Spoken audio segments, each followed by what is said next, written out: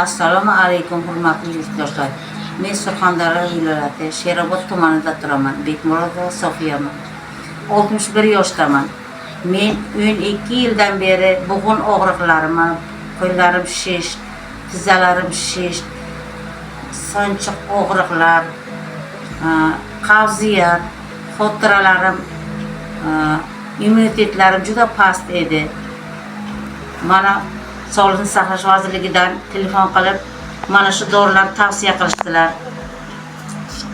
Mana bu yanvar oyidan beri mana zifler, mana 2 kun bo'ldi. Mana bu dorilardan birinchi etapda ichganman, mana shu uchalasidan.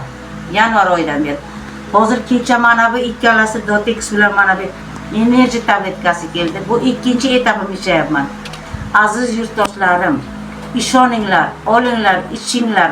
Juda ham men sizlarga tavsiya qilaman. Juda ham foydasi bor. Ichak yo'llarga, qavziyatga, sistitlarga, bug'un og'riqlarga, shishlarga, mana sanchib og'riydigan, mana shunday hammaga ham bordir og'riqlar. Ana shunday og'riqlar umuman men 3 kun, 1 hafta deganda juda ham foydasini ko'rdim. Chunki men 12 yildan beri qiynalib davolamagan joyim, olmagan ukolim, ichmagan tabletkam qolmagan. Sizlarga ham tavsiya qilaman, aziz yurtdoshlarim. Juda ham foydali, juda ham nima deydi, tetiklashasiz. Immunitetlar, men xotiralarim yo'q edi, immunitetlarim yo'q edi. Xudoga ming qatla shukr. Eng avvalo Allohim. Men olib ichdim, yanvar oyidan beri mana ichyapman. Xudoga ming qatla shukr. Eng avvalo Xudoyim. Undan keyin ishonib olib ichingizlar, sizlarga tavsiya qilaman.